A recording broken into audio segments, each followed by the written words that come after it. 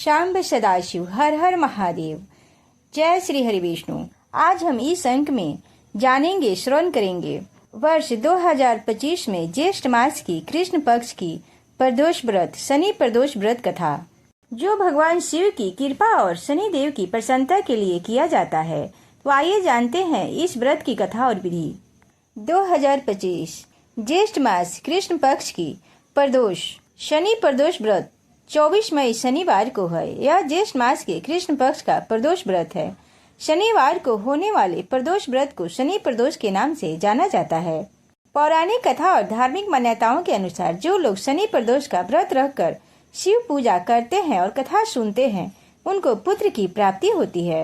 इस बार शनि प्रदोष व्रत के दिन पूजा का शुभ समय 1 घंटा 54 मिनट का है। उस दिन सौभाग्य योग में प्रदोष व्रत की पूजा की जाएगी, जो कि अत्यधिक शुभ है और हर मनोकामना पूर्ण करने वाली है। तो आइए जानते हैं शनि प्रदोष व्रत कथा और शुभ मुहूर्त के बारे में। अगर यह वीडियो अच्छी लगे तो चैनल को सब्सक्राइब और वीडियो को लाइक और एक कमेंट हर हर महादेव के नाम से अवश्य करें। शनि प्रदोष व्रत कथा। पौराणिक कथा के अनुसार एक नगर में एक सेठ का परिवार रहता था। उनके पास किसी भी प्रकार की सुख और सुविधाओं की कोई कमी नहीं थी, लेकिन सेठ और उनकी पत्नी काफी दुखी रहते थे क्योंकि उनकी कोई संतान नहीं थी। सेठ को इस बात की चिंता थी कि उनका वंश आगे कैसे बढ़ेगा। एक दिन सेठ और सेठानी ने विचार किया कि अपना सारा कामकाज अपने नौकर को सौंप दिया। इसके बाद सेठ और सेठानी तीर्थ यात्रा पर निकल गए। नगर से कुछ दूर बाहर निकलने पर उनको एक साधु मिले जो ध्यान लगाए बैठे थे। सेठ के मन में आया कि क्यों न इस साधु के दर्शन करके आशीर्वाद ले लें और फिर तीर्थ यात्रा पर आगे बढ़ें। वे सेठानी के साथ लेकर साधु के पास गए और उनके पास जाकर बैठ गए। काफी समय बीत जाने के बाद साधु ध्यान की मुद्रा से बाहर आए तो उनको लगा कि सेठ और सेठानी काफी समय से उनकी प्रतीक्षा कर रहे हैं, उनका आशीर्वाद प्राप्त करना चाहते हैं। आज्ञा पाकर सेठ और सेठानी ने साधु को प्रणाम किया और अपने बारे में जानकारी दी। उन्होंने सेठ और सेठानी से कहा कि वे उनके कष्ट को जानते हैं। इसका सबसे आसान उपाय है शनि प्रदोष का व्रत। तुम दोनों विधि विधान से शनि प्रदोष का व्रत रखो, तुम पर महादेव की कृपा होगी और संतान की प्राप्ति होगी। उसके बाद उस साधु ने सेठ और सेठानी को शनि प्रदोष व्रत की विधि बताई। सेठ और सेठानी इस उपाय को जानकर बेहद खुश हुए। वे दोनों साधु का आशीर्वाद लेकर खुशी खुशी तीर्थ यात्रा पर चले गए। वहां से लौटकर आने के बाद उन दोनों ने विधि विधान से शनि प्रदोष का व्रत रखा, दान और दक्षिणा दिया। भगवान शिव की कृपा से सेठ और सेठानी को पुत्र की प्राप्ति हुई। इस प्रकार से जो भी शनि प्रदोष का व्रत रखकर शिव पूजा करेगा, शनि प्रदोष व्रत कथा सुनेगा, निश्चित ही उसे शिव की कृपा प्राप्त होगी, उसे भी संतान सुख का सौभाग्य प्राप्त होगा। शनि प्रदोष व्रत की दूसरी कथा। गर्गाचार्य ने कहा, हे महामते, आपने शिव शंकर प्रसन्नता हेतु समस्त प्रदोष व्रतों का वर्णन किया है। अब हम शनि प्रदोष व्रत विधि सुनने की इच्छा रखते हैं, सो कृपा करके कहिए। तब सूत जी बोले, हे ऋषि, निश्चयात्मक रूप से आपका शिव पार्वती के चरणों में अनंत प्रेम है। मैं आपको शनि त्रयोदशी व्रत की विधि बतलाता हूँ, सो ध्यान से सुनो। एक निर्धन ब्राह्मण की स्त्री दरिद्रता से दुखी हो शांडिल्य ऋषि के पास जाकर बोली, हे महामुने, मैं अत्यंत दुखी हूँ, दुख निवारण का उपाय बताइए। मेरे दोनों पुत्र आपकी शरण में हैं। मेरे ज्येष्ठ पुत्र का नाम धर्म है, जो कि एक राजपुत्र है, और लघु पुत्र का नाम सूचिव्रत है। अतः हम दरिद्र हैं, आप ही हमारा उद्धार कर सकते हैं। इतनी बात सुनकर ऋषि ने शिव प्रदोष व्रत करने को कहा।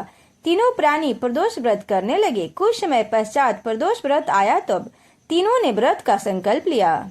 छोटा लड़का, जिसका नाम सूचिव्रत था, एक तालाब पर स्नान करके जा रहा था तो उसे मार्ग में स्वर्ण कलश धन से भरा पूरा मिला।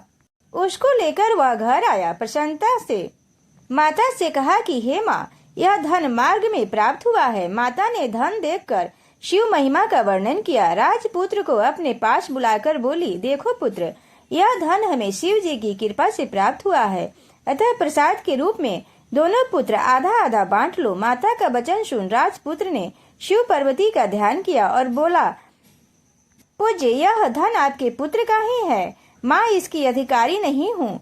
मुझे शंकर भगवान और माता पार्वती जब देंगे तब लूंगा। इतना कहकर वह राजपुत्र शंकर जी की पूजा में लग गया। एक दिन दोनों भाइयों का प्रदेश भ्रमण का विचार हुआ। वहाँ उन्होंने अनेक गंधर्व कन्याओं को क्रीड़ा करते हुए देखा। उन्हें देख शुचिव्रत ने कहा, भैया अब हमें इससे आगे नहीं जाना चाहिए। इतना कहकर शुचिव्रत उसी स्थान पर बैठ गया, परंतु राजपुत्र अकेला ही स्त्रियों के बीच में जा पहुंचा। वहाँ एक स्त्री अति सुंदर राजकुमार को देख मोहित हो गई और राजपुत्र के पास पहुंचकर कहने लगी, हे सखियों, इस वन के समीप ही जो दूसरा वन है, तुम वहाँ जाकर देखो, भांति भांति के पुष्प खिले हैं, बड़ा सुहावना समय है, इसकी शोभा देख कर आओ। मैं यहाँ बैठी हूँ, मेरे पैर में बहुत पीड़ा है। ये सुन सभी सखियाँ दूसरे वन में चली गई। वह अकली सुंदर राजकुमार की ओर देखती रही। इधर राजकुमार भी उस सुंदरी को निहारने लगा। युवती बोली, आप कहाँ रहते हैं? वन में कैसे पधारे? किस राजा के पुत्र हैं? क्या नाम है? राजकुमार बोला, मैं विदर्भ नरेश का पुत्र हूँ, आप अपना परिचय दे। युवती बोली, मैं विद्रविक नाम गंधर्व की पुत्री हूँ, मेरा नाम अंशुमती है। मैंने आपकी मन स्थिति को जान लिया है कि आप मुझ पर मोहित हैं। विधाता ने हमारा तुम्हारा संयोग मिलाया है। तब युवती ने मोतियों का हार राजकुमार के गले में डाल दिया। राजकुमार हार को स्वीकार करते हुए बोला कि हे भद्रे, मैं आपका प्रेमोपहार स्वीकार कर लिया है, लेकिन मैं निर्धन हूँ।